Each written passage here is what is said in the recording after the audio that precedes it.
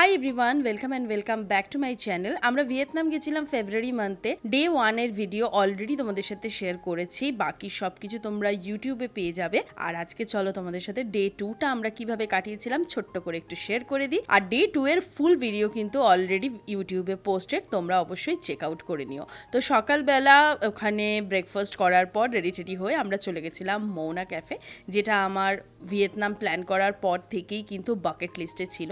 আমার মতো যারা রিল তুলতে ভালোবাসো, ভিডিও করতে ভালোবাসো, ফটো তুলতে ভালোবাসো, তাদের জন্য মৌনা ক্যাফে কিন্তু একটা প্যারাডাইস।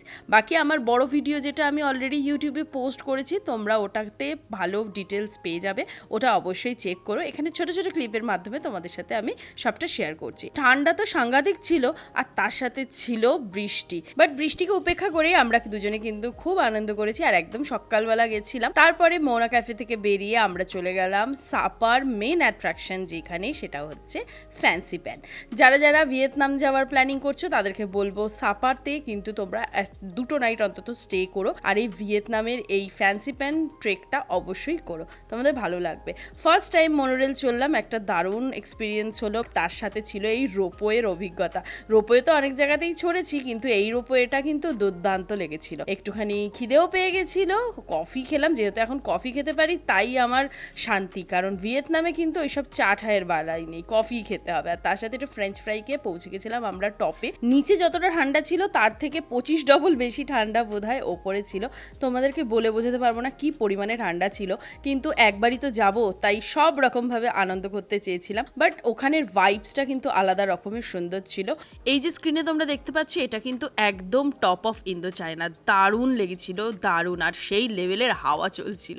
যাই হোক, তো ওই 5টা সাড়ে 5টা নাগাদ আমরা ব্যাক করলাম। তারপরে গেলাম ক্যাটক্যাট ভিলেজ। আমরা বেশিক্ষণ ক্যাটক্যাট ভিলেজে থাকিনি, তা আমাদের খুব খিদে পেয়ে গেছিলো। তারপরে আমরা আবার ব্যাক করে চলে এসেছিলাম সাপার মেন মার্কেটে, কারণ তার পরের দিনই আমাদের আবার হানইয়ের উদ্দেশ্যে রওনা দেওয়ার ছিল।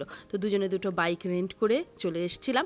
আর ওইখানের রাস্তাগুলো ভীষণ স্লিপারি ছিল, আর আমি এরমভাবে পাহাড়ে কিন্তু আমি বাইকে উঠিনি, তো এটা আমার প্রথম এক্সপিরিয়েন্স ছিল। সাপা মার্কেটে পৌঁছে একটা ক্যাফেতে গিয়ে টুকটাক কিছু খাবার দাবার খেয়ে আমরা লাস্ট মিনিট সাপা এক্সপ্লোর করছিলাম। এখানের এই এরিয়াটা কিন্তু ভীষণ হ্যাপেনিং, গান বাজনাও চলছিল। আর যেহেতু বৃষ্টি হচ্ছিল, ওই রাতের দিকেও কিন্তু ভাইবসটা বেশ ভালো লাগছিল। ওভারঅল তোমাদের এই মিনি ব্লগটা কেমন লাগলো অবশ্যই জানিও। খুব তাড়াতাড়ি হানইয়ের ভিডিও নিয়ে আসছি, যেটা কিনা আমাদের ভিয়েতনামের 3rd ডের ভিডিও হবে। তার জন্য আমাকে কিন্তু অবশ্যই ফলো করে রাখতে হবে। আর এই ভিডিওটা ভালো লাগলে লাইক, কমেন্ট, শেয়ার করে দিও।